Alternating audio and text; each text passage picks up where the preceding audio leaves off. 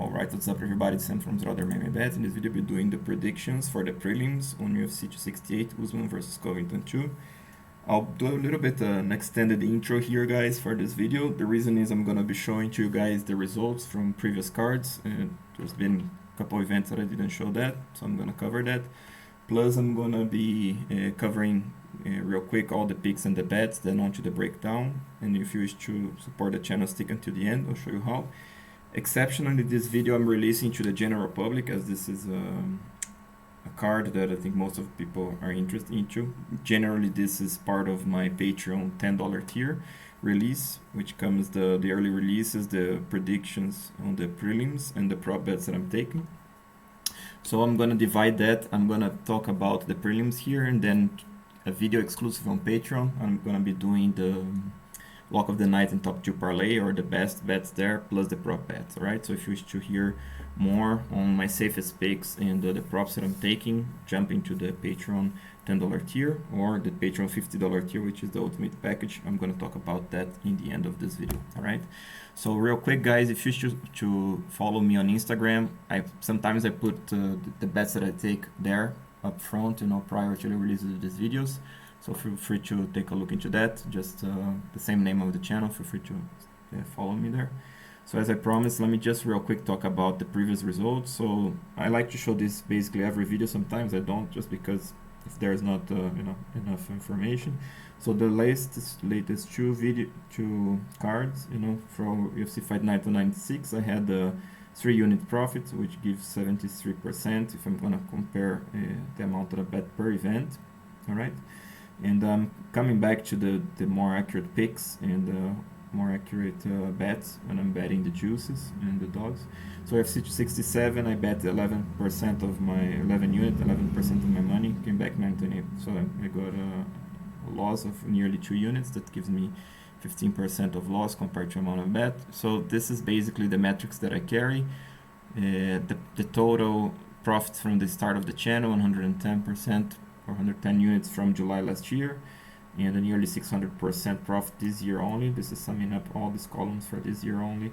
Then this is the accuracy this is the accuracy of the picks. I think this doesn't sound right, but this is what I have currently for accuracy of the picks. This is the accuracy when I bet the juices, the favorites, and then this is the accuracy when I bet the underdogs.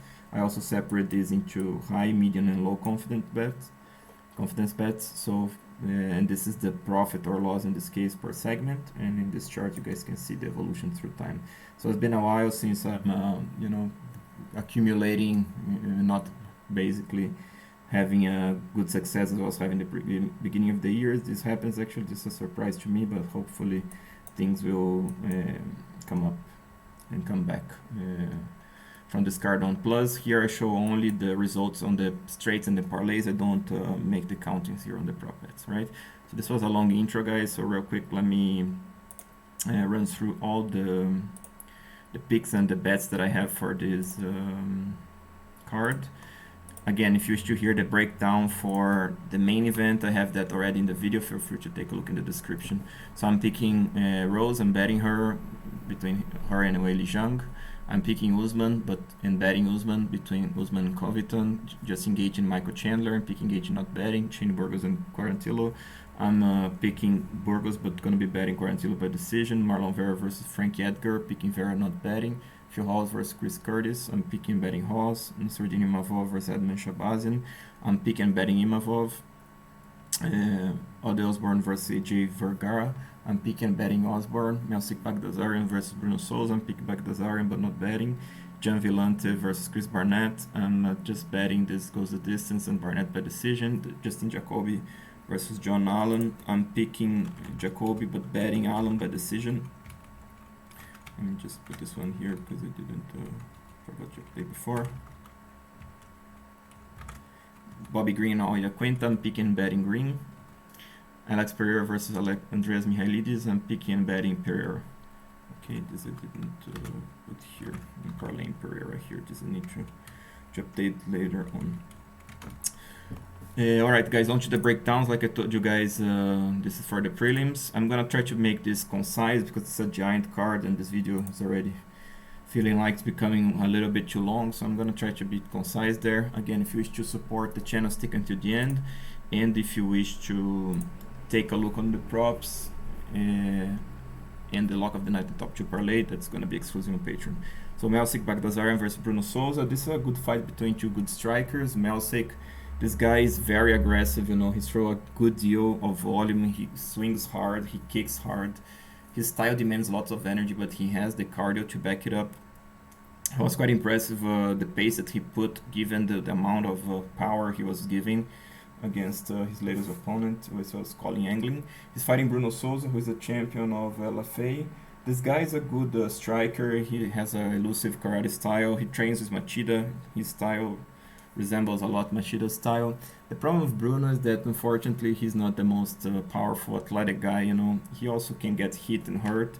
So he's not that hard, you know, doesn't have the most physical skills, whereas Melsik is quite the opposite, you know. He's more aggressive, takes more risk, but much physically stronger.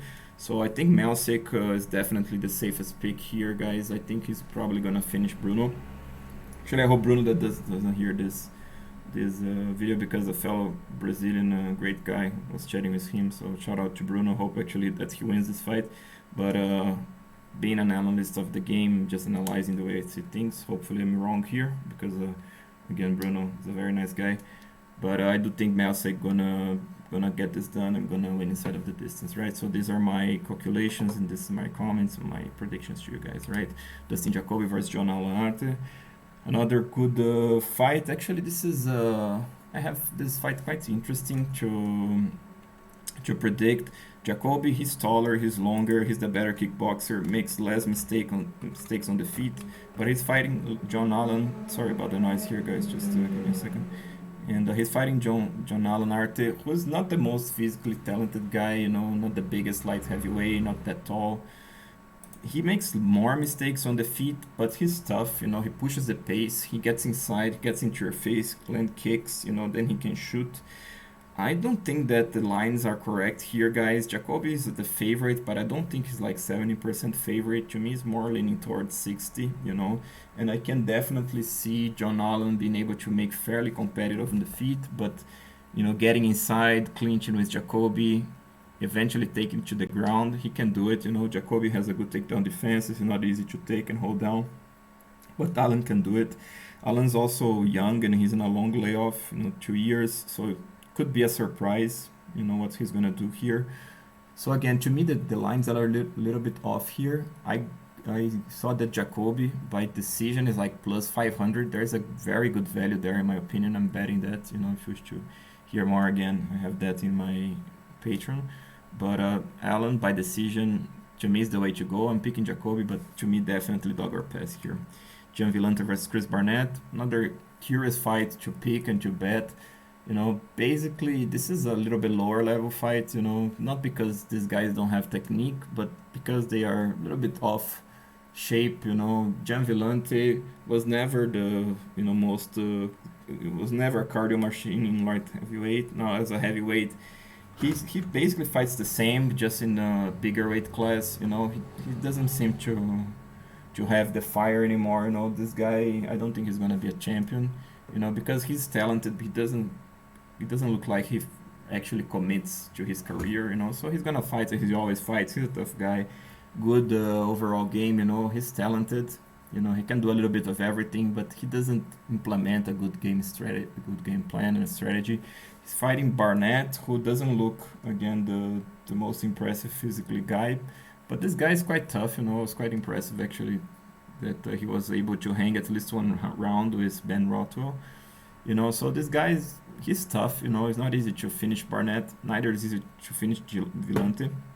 It's difficult to pick a side here, guys. You know, Barnett has good leg kicks, he can throw straight punches. Villante does that too, but Villante, you know, he's better in the first round, then he starts fading.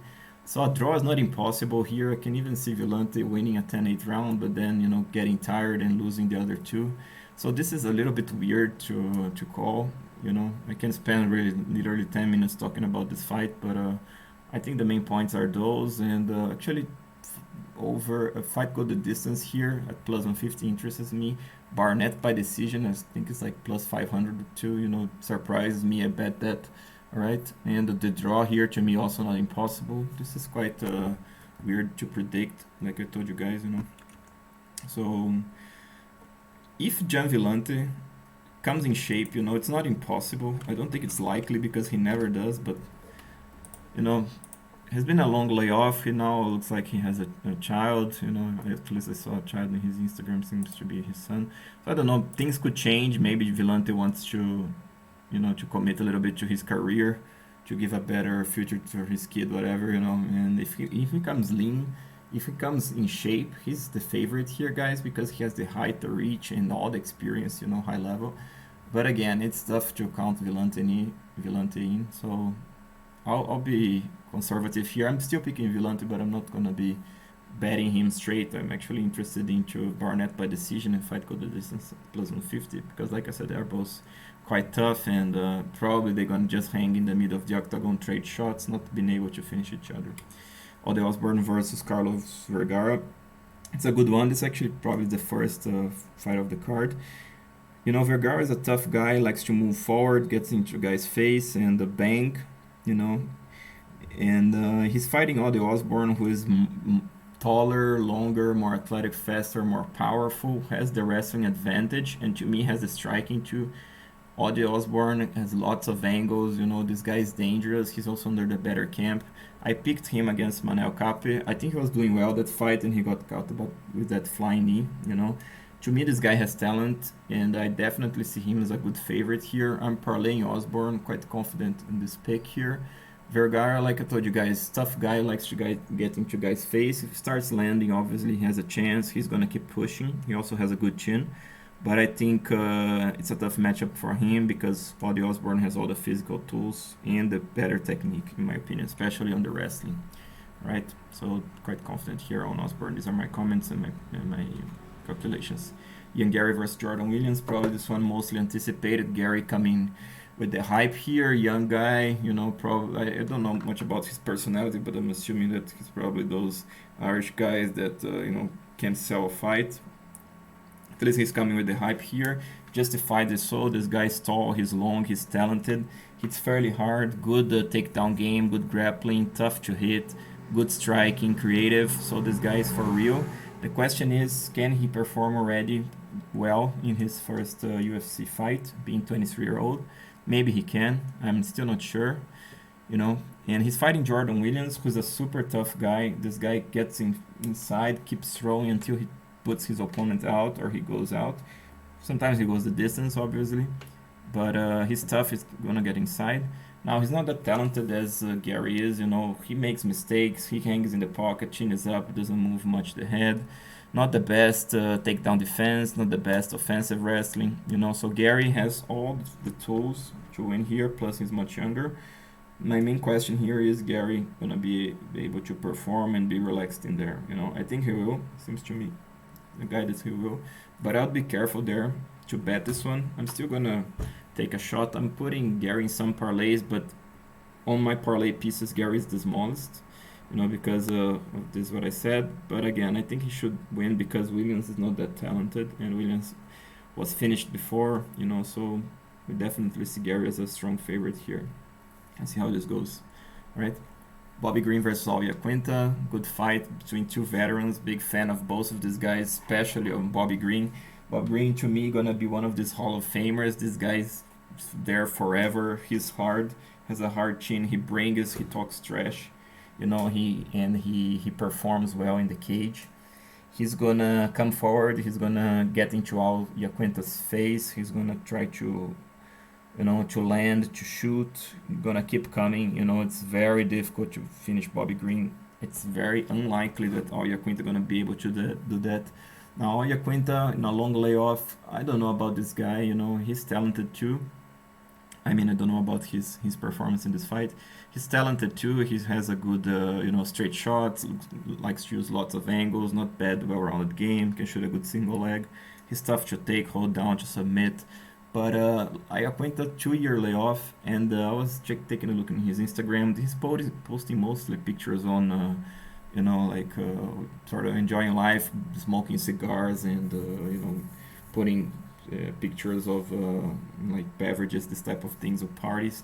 So I don't know. It seems odd to me he's doing that. Maybe he's already, you know, calling it a career for himself. I don't know if I'm wrong here. You guys can tell me. But again, I don't know much about his personal life, what he's doing in the gym. Just by the look of it, seems to be he's you know, trying to do other things with his life, basically, you know. So given all of that, I think Bobby Green is the favorite, both on the style. He's gonna push the pace. I think he's gonna get inside and you know, make Iaquinta fight him. You know, Iaquinta has a difficult style to deal with because he's elusive. It's difficult to hold him.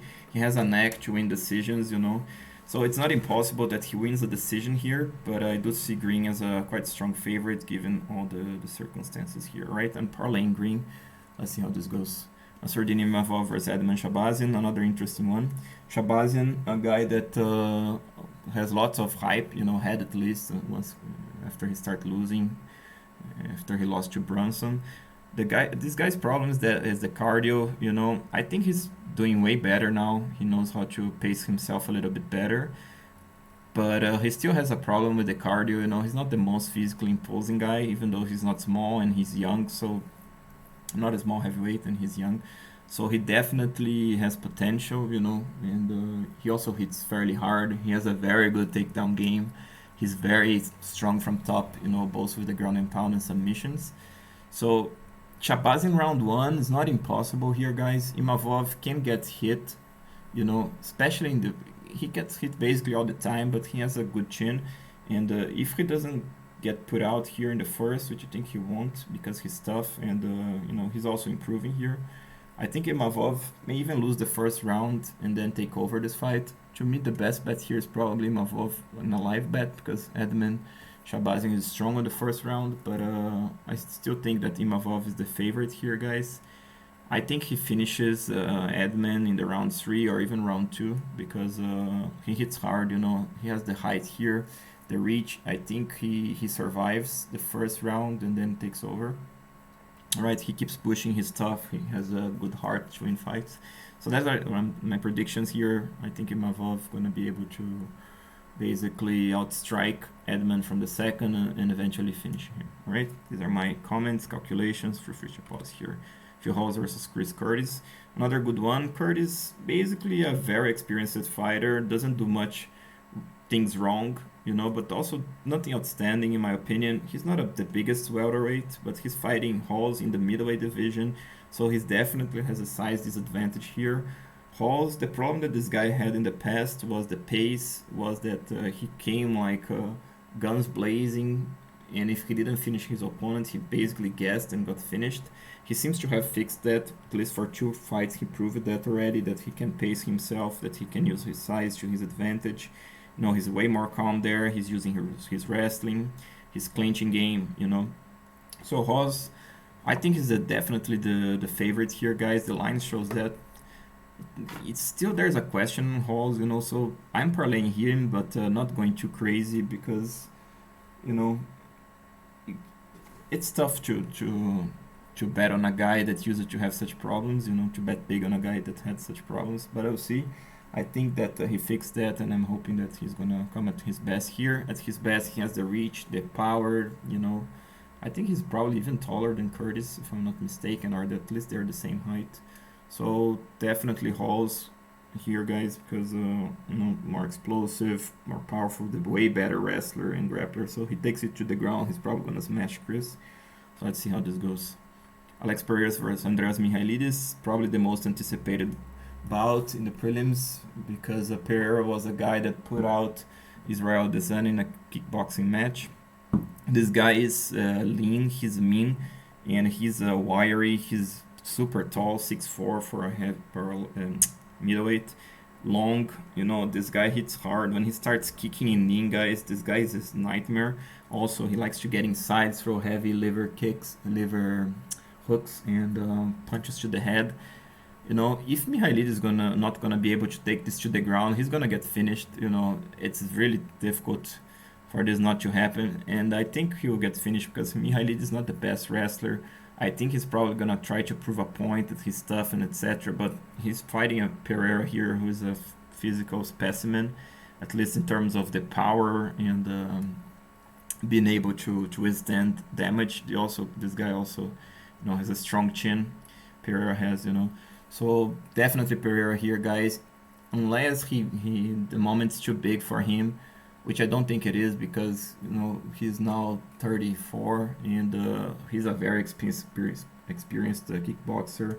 He also had 4 bouts in MMA, which is not much, but I think he lost some. He learned something in his first loss. So I think this guy is coming for real, and I think this is a fairly easy win for him. All right, so I'm going Pereira TKO here. I'm also parlaying Pereira.